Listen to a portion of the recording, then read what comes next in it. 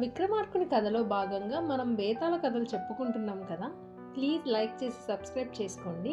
ఇక కథలోకి వెళితే విక్రమార్కుడు మళ్ళీ చెట్టు దగ్గరికి పోయి బేతాళుడిని భుజాన వేసుకొని నడక ప్రారంభించాడు. బేతాళుడు మరో కొత్త కథ చెప్పసాగాడు. బేతాళుడి 5వ కథ జ్ఞాని, సూత్రజ్ఞుడు, సూర్యుడు వృత్తాంతం. పూర్వం పద్మపురం అనే పట్టణమందు అర్జున స్వామి అనే వ్యక్తి నివసిస్తూ ఉండేవాడు.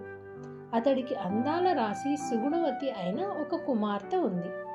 ఆమె సౌందర్య సౌశీల్యాలను గురించి విన్న 3 యువకులు ఆమెను తమకిచ్చి వివాహం చేయమంటూ వచ్చారు.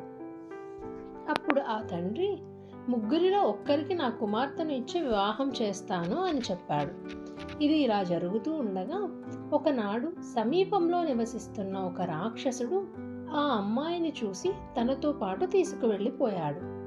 అప్పుడు ఆ బ్రాహ్మణుడు 3 యువకులను పిలిచి విషయం చెప్పి, మీలో ఎవరు నా కుమార్తెను రక్షించి తీసుకురాగలరో అతడే ఆమెను పెళ్లి చేసుకోవడానికి అర్హుడు అని చెప్పాడు. అప్పుడు ఆ 3 యువకులు మాట్లాడుకొని, అంతటా జ్ఞాని, నేను ఆ రాక్షసుడు ఎక్కడ ఉన్నది చెప్తాను అన్నాడు. సూత్రజ్ఞుడు, నేను నా శక్తులు ఉపయోగించి ఒక రథాన్ని తయారు చేస్తాను, దానిలో వెళితే వేగంగా రాక్షసుని చేరుకోవచ్చు అన్నాడు.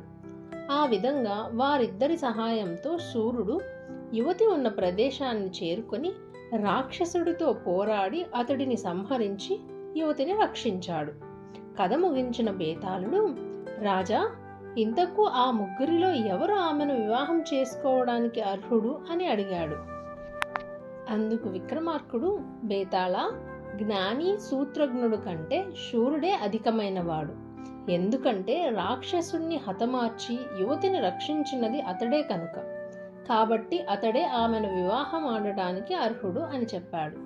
సమాధానం విన్న బేతాళుడు మాయమై తుర్రున చెట్టును చేరుకున్నాడు.